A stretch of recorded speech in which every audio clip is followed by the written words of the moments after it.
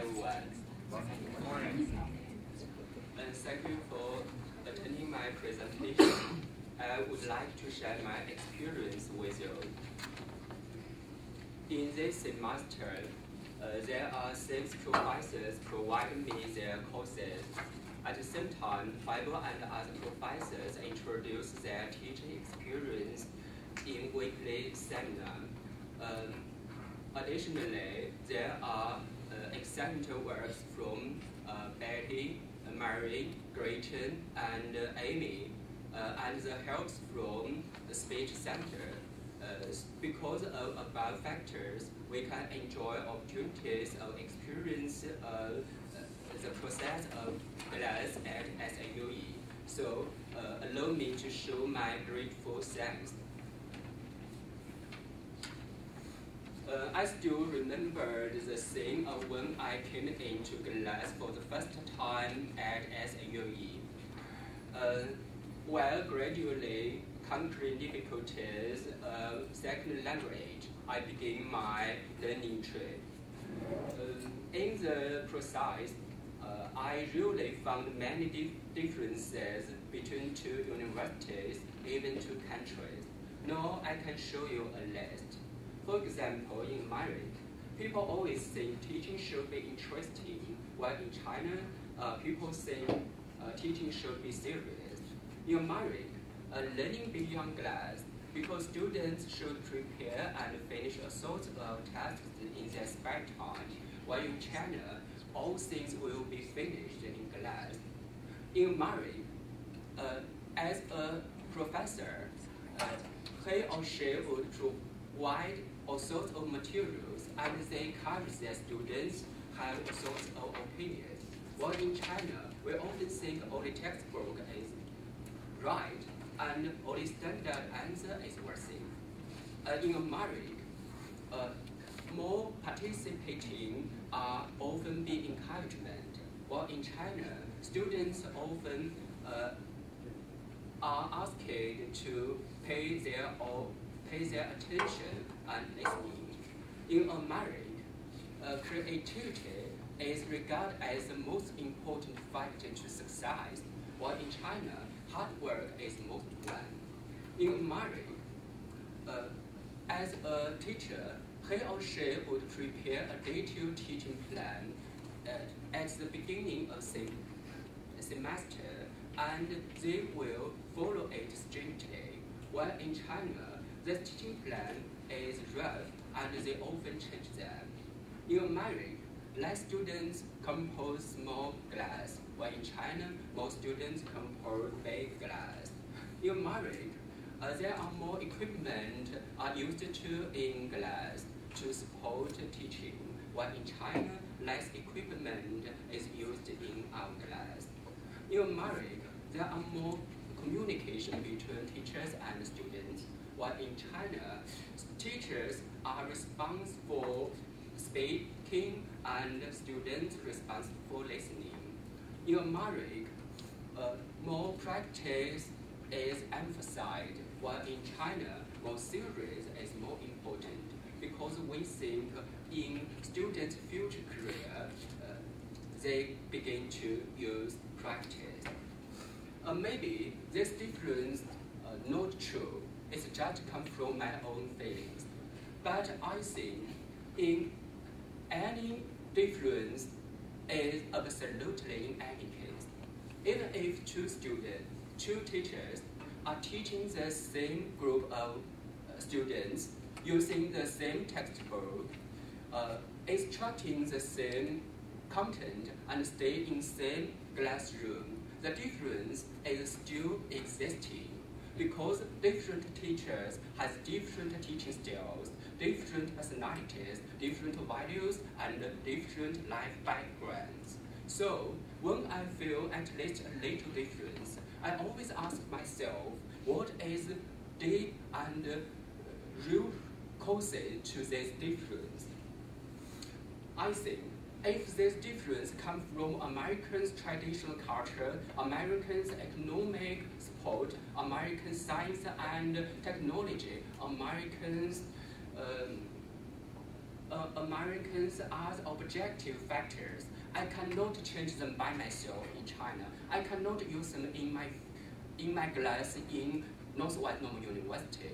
But if this difference comes from instructor skill and teaching idea, I can use them. So at last, I conclude 2 points. One is a designing activity, and another is leading students to learn knowledge by themselves. And then, I will show you an example. Maybe you can feel difference between my old teaching plan and a new one. For example, let's suppose there is a class. I will teach my student what is psychometrics. According to my old teaching plan, there are 3 steps. Step 1, I should show the scientific definition of psychometric to my students. And step 2, I should analyze each keyword in the definition in detail. At last, step 3, I would explain the significance of psychometric. In the whole process, I pay all my attention on my speech and ignore my students. However, now I realized my students are not empty boxes, which are positive, waiting to be filled with knowledge by me. In fact, my students are like seeds. If they get enough and suitable water, air, earth, and sunshine from their instructors, they would automatically take root, sprout, leaf, flower, and have a big fruit at last. So, based on this idea, I have a new teaching plan. In my new teaching plan, there are 5 steps. Step 1, present question. Step 2, divide groups and organize discussion. Step 3, evaluate the team report. Step 4, show an example. And step 5, form concept. Now I'll introduce each of the steps. Step 1, present question. If I want to tell my students some knowledge, I would ask them questions and lead them to think these questions firstly, instead of tell them answer directly. So there is a question. In daily life, when you are going to know a person, such as his or her personality, intelligence, or capability, how do you do? Please don't give your response at once. You should participate in a group discussion, because I want to give each of students opportunity to express their own opinion and ideas. So I need to divide my students into different groups. If I want to have such group, I need to solve 2 problems. One is who can be arranged into one group, and the other is how to form a harmonious and effective team. So I should consider a lot of factors such as students' gender, students' characteristics and interests, students' relationship, students' performance and capability. And then I will have each group discuss this question for 10 minutes. And I have each group elect a spokesperson to have a short report for group members. After each group's report finished, I will organize my students evaluate the team report, and we can conclude the advantages and shortcomings from each group. Why I organize my students to do this thing?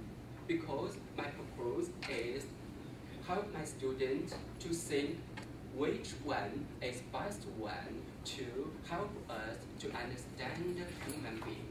At last, I can tell my students, psychologists had found this way is psychometrics. Step 4, I will show my students an example.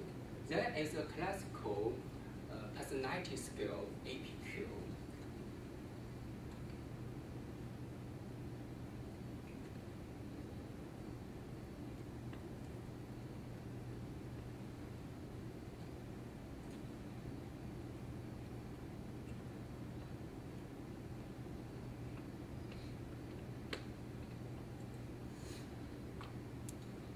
If you want to finish this questionnaire, you should understand its direction, and then you can read each of items.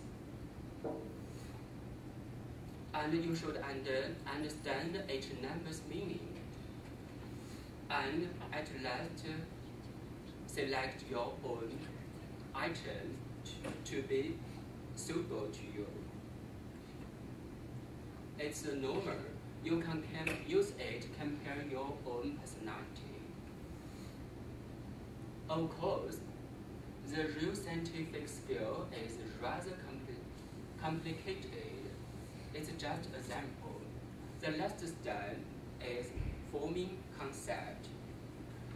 After showing an example of personality skill, I can lead my student to say what is the real scientific definition of psychometrics. It's the last question. Please list some key characteristics of psychometrics.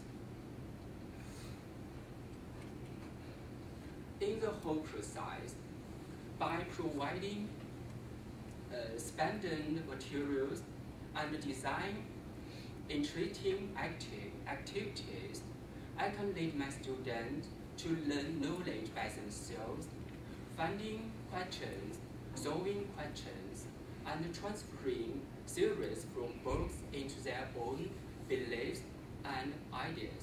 At last, my students would form their own learning style, which are more effective to help them to understand their own life and our world. So I think it's the worthy of a teacher. That's all. Thank you.